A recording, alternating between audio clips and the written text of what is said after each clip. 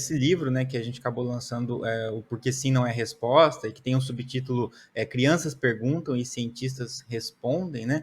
A ideia desse livro era justamente poder compilar uma série de perguntas infantis, mas que tivessem de fato essa naturalidade da pergunta da criança. Então, que não fossem perguntas que o cientista acha que a criança tem dúvida, mas que fossem perguntas legítimas que as crianças têm dúvidas sobre o mundo à sua volta, né? A gente só usou a ciência para responder essas perguntas, mas a gente não usou a ciência para elaborar essas perguntas. Elas mandaram essas dúvidas, na verdade, através de um podcast que a gente tem, que se chama SciKids. É um podcast derivado do SciCast, que é um outro podcast que é de ciência. E esse podcast tinha já como premissa fazer com que as crianças enviassem os áudios das perguntas para que os cientistas pudessem responder.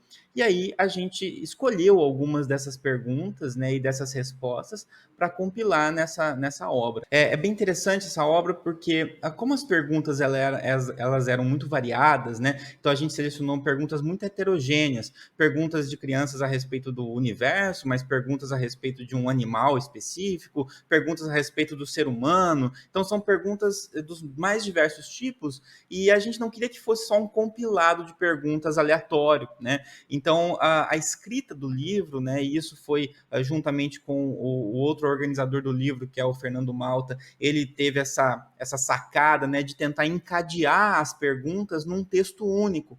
Então, embora existam a separação por perguntas, o texto pode ser lido do começo ao fim como se fosse uma historinha. Então a gente vai passar ali desde perguntas a respeito do Sol, do planeta Terra, por que a gente chora quando está triste, né? Então são perguntas muito genuínas e que muitas vezes até nós, adultos, não sabemos muito bem responder.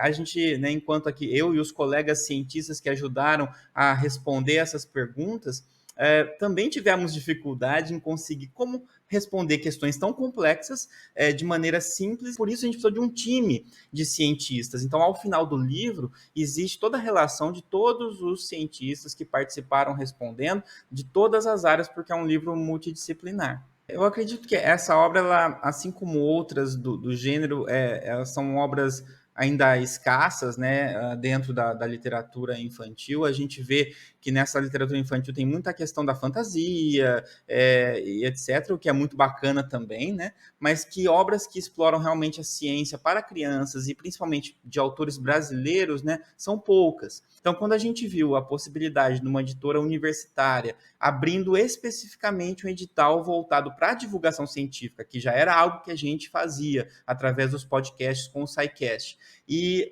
especificamente para crianças, que encaixava perfeitamente com o que a gente vinha fazendo com o SciKids, foi algo que combinou muito bem. Acho que vale ressaltar aqui também que, durante esse processo, para ilustrar tudo dentro, a gente optou para que crianças também ilustrassem as perguntas de outras crianças. E isso realmente foi um processo muito bacana de construção coletiva e que é bastante característico, né, de uma editora universitária. Então, para nós foi um prazer muito grande e foi realmente o que deu start, né? Se não fosse o edital, talvez o livro não existisse.